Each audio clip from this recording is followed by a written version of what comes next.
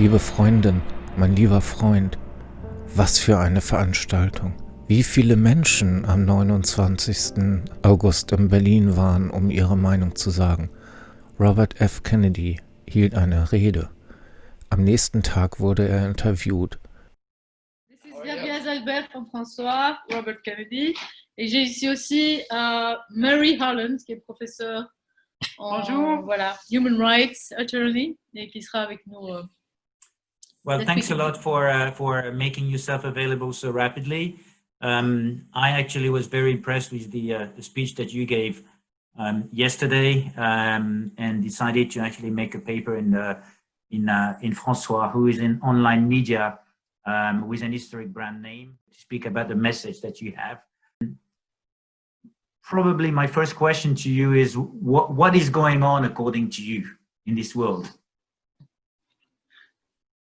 Well, you know, I think there are people out there who believe that, suggest that the entire pandemic was planned, that the virus itself was genetically engineered, that it was either accidentally released or a planned release, that it was weaponized somehow. And the truth is, I don't think anybody knows the answers to those questions. But this is a crisis, and every crisis becomes an opportunity of convenience for authoritarian elements. And this one in particular has become an opportunity of convenience. In the same way that 9/11 was, every major trauma is used by elites, whether it's military or intelligence apparatuses, or whether it's telecom companies, or in this case, I think you look at, you ask the question, cui bono, who's benefiting? Well, the people who are benefiting most are, of course, the Silicon Valley billionaires who now control communications among the human race, whether it's Amazon with Jeffrey Bezos, or Zuckerberg, or Bill Gates. And they're the ones who are continuing to make billions and billions, while the middle class globally is obliterated. All social programs are bankrupted. And, this transition to really an oligarchical and plutocratic society also requires a tremendous amount of social control. And it's worrying that 5G installation is occurring at the same time, which will give them the capacity, an unprecedented capacity for surveillance and control of human behavior, as well as an ability to harvest our data and turn us into consuming machines. Well, I think that's what's happening. It doesn't matter whether it was planned or not. What's happening is it's being utilized to maximum effect to impose obedience and social control on humanity. And well, thanks a lot for that. And now turning, you've just spoken about who would benefit from that. Now turning to the media, you just had a big crowd in Berlin yesterday. You delivered a pretty amazing speech that touches a lot of people, and a lot of people, human rights and health. Nobody's covering it. Why is that, according to you? Well, not only are they not covering it, but I said in the beginning that what would happen was that they would pretend that all those people weren't there. That they would report that 3,000 or 5,000 people were there, and that it was all Nazis. And today, somebody just sent me, a relative of mine, a brother-in-law who happens to be Jewish, sent me a headline from the Daily Kos, which is a big newspaper in the United States, saying that Robert Kennedy was in Berlin speaking at a demonstration for Nazis and anti-Semites. And he was wondering if what happened to me between the last time he saw me and right now. and so it's really extraordinary how, tight the clampdown is on censorship in the mainstream media, but then, the social media that is benefiting from this quarantine. Bill Gates and Mark Zuckerberg, Facebook and Google. Google today is a vaccine company. It's making vaccines. It has, $750 million deal with Glaxo. It's making flu vaccines, making COVID vaccines. It's a subsidiary of its parent company, Alphabet and Verily. And it's censoring any information that's critical of vaccines or that's critical of government policies. And, it's really, we're living in a world that is quite extraordinary. It's Kafkaesque. It's something that we thought maybe would happen someday because we read George Orwell and Aldous Huxley when we were kids and Kafka, but we never expected it would happen so soon. And, I guess it's time to strap your boots on and head for the hills if we have to, because they really have a chokehold on everything. On the media is extraordinary. Their ability to punish people, their ability to say without any challenge that I was here to speak to Nazis. And when the biggest stage ornament was a photograph, a huge picture of Mahatma Gandhi, who is not a big Nazi, icon, by the way. The master of ceremonies was a black man from Ghana. There was a Hare Krishna monk on the stage. This was the opposite of Nazism. It was people who love liberal democracy. It was people who love freedom and freedom of speech, and want to make sure that that we continue to enjoy those freedoms. It was people who question authority, which is the opposite of Nazism. Okay, that's good. And now you spoke about vaccine. And about have some form of investments and become vaccine company. Are you worried about the development of these RNA vaccines?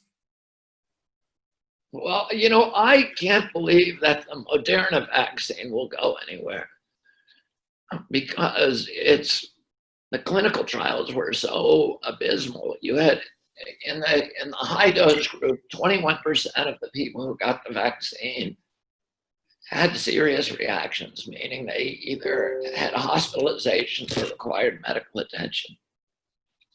Any other medicine that had that kind of risk profile would be dead on arrival. In addition to that, in the low dose and medium dose groups, 100% of the people had reactions. So, they're contemplating giving this vaccine to children, to billions of children around the planet. A child has essentially zero risk from COVID.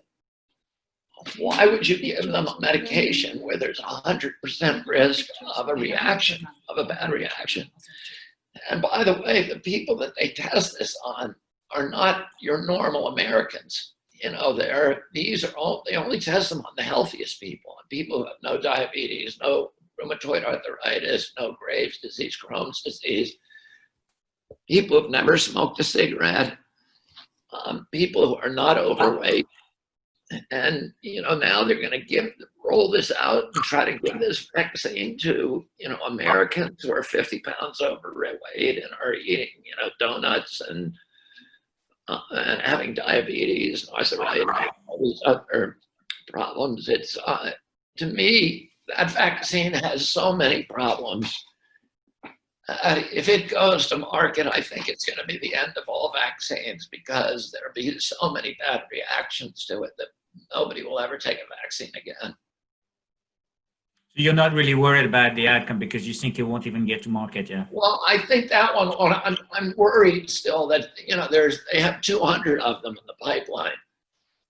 I think, you know, there's some places that have already passed laws that are going to mandate them once they get FDA approval, that they're automatically mandated. And that's insane. How can you mandate a product that you don't even know what it is yet?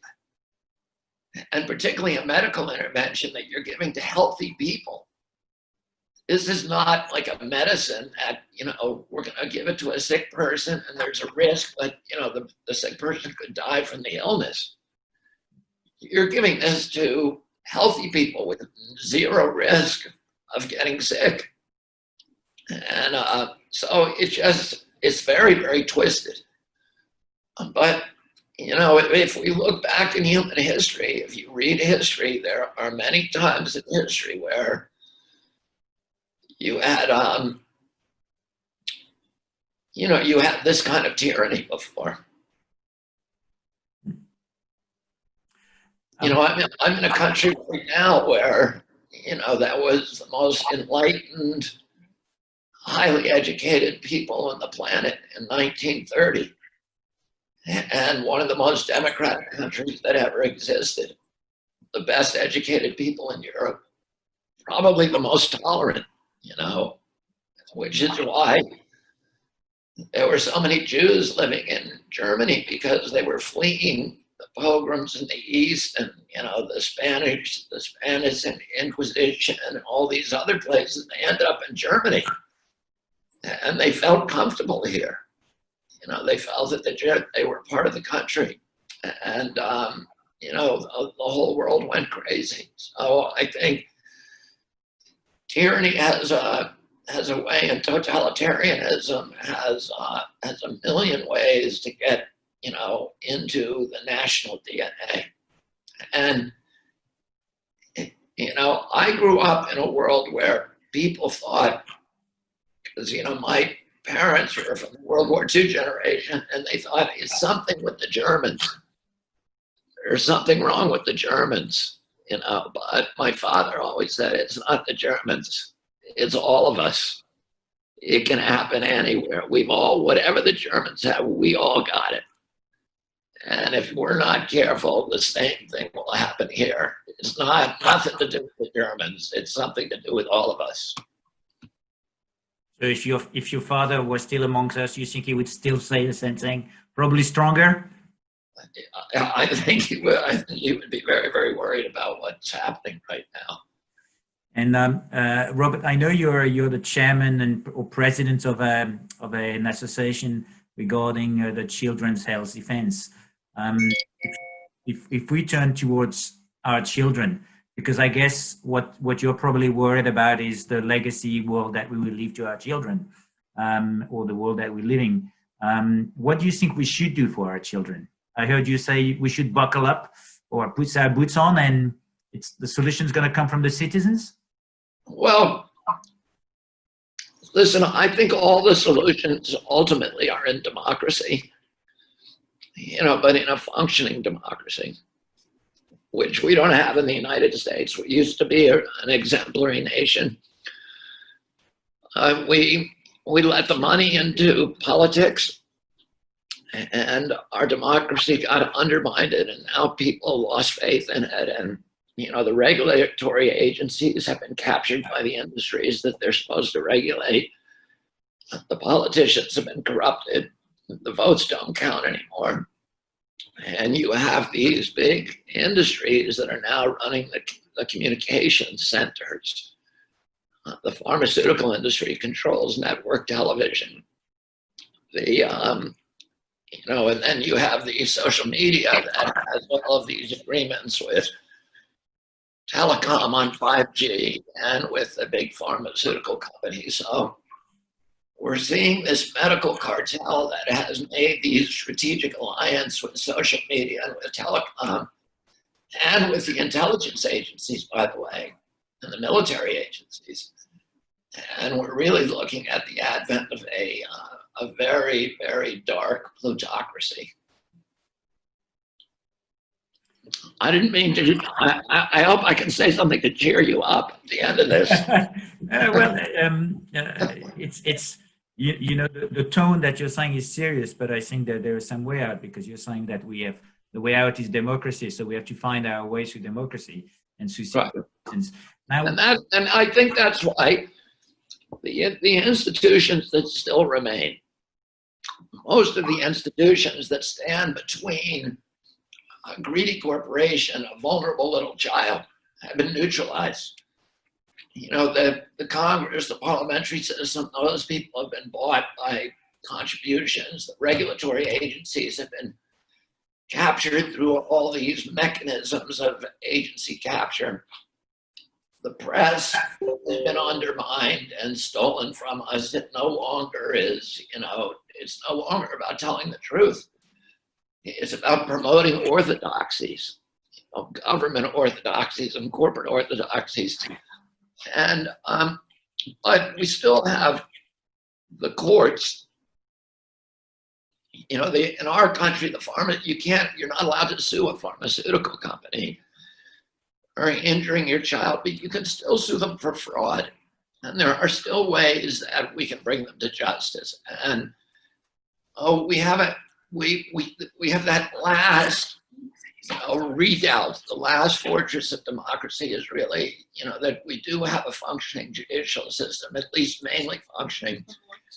And then we have the streets.